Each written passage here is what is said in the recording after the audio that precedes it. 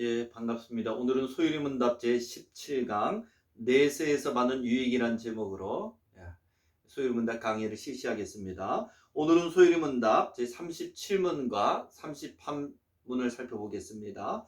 38문입니다. 신자가 죽을 때 그리스도에게서 무슨 유익을 받는가? 신자가 죽을 때 그 영혼이 완전히 거룩하게 되어 즉시 영광 중에 들어가고 그 몸은 여전히 그리스도께 연합하여 부활 때까지 무덤에서 쉰다. 네. 신자가 죽을 때 무슨 유익이 있는가? 지난번에는 금생에서 받는 유익이라는 제목으로 이 땅에 살 때 유익에 대해 살펴봤습니다. 어떤 유익을 받습니까? 네. 칭의, 그 다음에 성화, 양자됨, 이 세 가지를 받는다고 말씀드렸습니다. 그러면 죽은 다음에는 어떤 유익이 있는가? 예수를 믿는 우리에게는 죽은 다음에 어떤 유익이 있는가입니다. 그 전에 먼저 왜 신자에게 죽음이 오는가부터 한번 살펴보았으면 좋겠습니다. 제가 신학교 다닐 때 교수님에게 예수님이 우리의 모든 죄를 위해서 죽으셨는데 왜 죽음의 인간은 다시 죽어야 되는가? 라고 이제 질문했을 때 교수님도 잘 답변하지는 못했던 기억이 있습니다. 근데 대우리 문답 85문에는 이것을 말하고 또 답하고 있습니다. 85문, 신자에게 왜 죽음이 있는가? 왜 신자에게는 죽음이 있는가죠? 답은 이렇게 말합니다. 의인은 죽지만 거기에 하나님의 사랑이 있다. 놀라운 고백을 합니다. 죽음에는 하나님의 사랑이 있다는 거죠. 어떤 사랑이 있습니까? 이 땅에는 우리가 병들고 쇠약하고 그렇게 노쇠해지고 고통 가운데 있는데 죽음으로써 그 모든 것으로부터 자유케 되고 다시 온전케 되니까 죽음에는 하나님의 사랑이 있다고 말하고 있습니다. 그래서 꼭 그 죽음을 꼭 저주로만 죄의 결과로만 생각하지 마시고 죽음이라는 것은 영원한 하나님의 나라로 들어가는 통로로 바뀌었다는 것을 생각하시면 될 것 같습니다.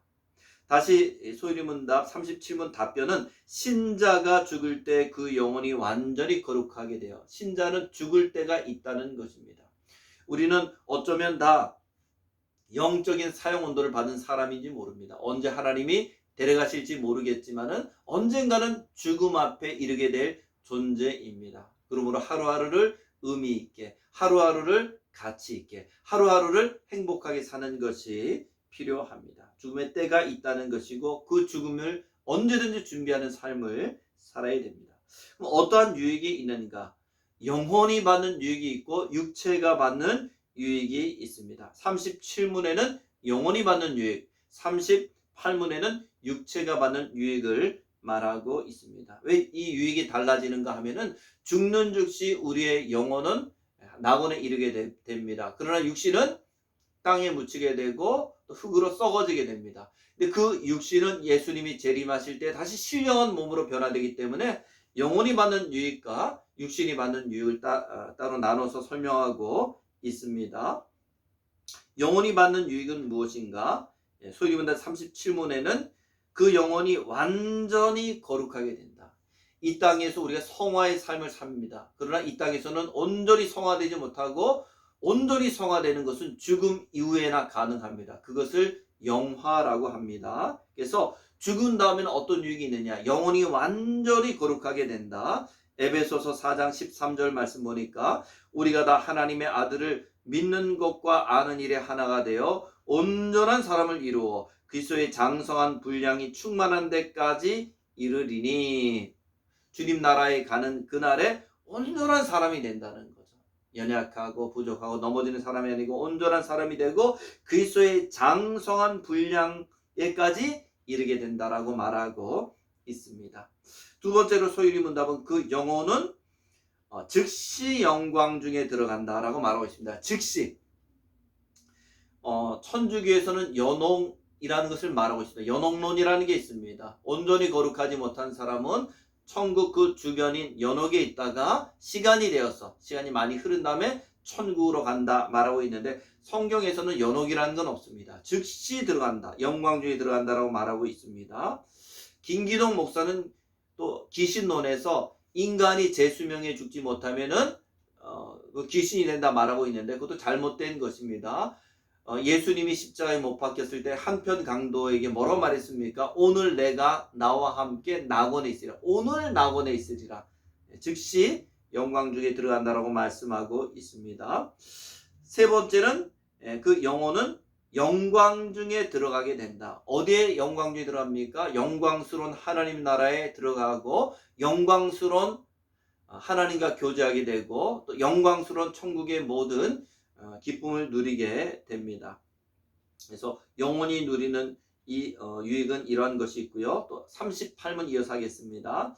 신자가 부활할 때에는 그리스도에게서 무슨 유익을 받는가? 신자가 부활할 때에는 영광 중에 다시 살아남을 입어 심판날에 밝히 안다 하심과 죄 없다 하심을 받고 완전히 복을 받아 영원토록 하나님을 흡족하게 즐거워하는 것이다. 예. 육체의 유익에 대해서 말하고 있습니다. 예. 육체는 어떻게 됩니까? 영광 중에 다시 살아남을 입어. 예. 우리가 죽게 되면 우리 육신은 땅속에 묻히게 됩니다. 그래서 성경에서는 잠잔다라고 표현을 많이 합니다. 그런데 예수님께서 부활하실 때 그 몸이 예수님과 같은 신령한 몸으로 그 영혼과 합쳐져서 신령한 몸으로 변화가 됩니다.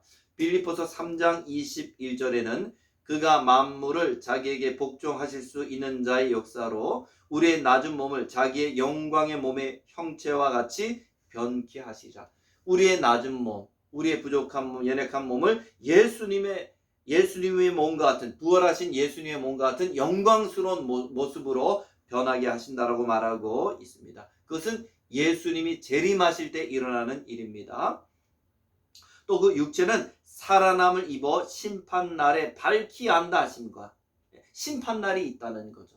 근데 심판날에 밝히 안다. 하나님이 우리를 안다 하는 게 복된 것이고요. 모른다 하는 것은 영원한 지옥으로 들어가게 됩니다. 마태복음 7장 말씀 보니까 그날에 주여 주여 하면서 우리가 주님을 압니다. 선자 노릇도 하고 뭐 귀신을 내어쫓고 건등도 행하였는데 주님께서 뭐라고 말합니까? 나는 너희를 도무지 모른다.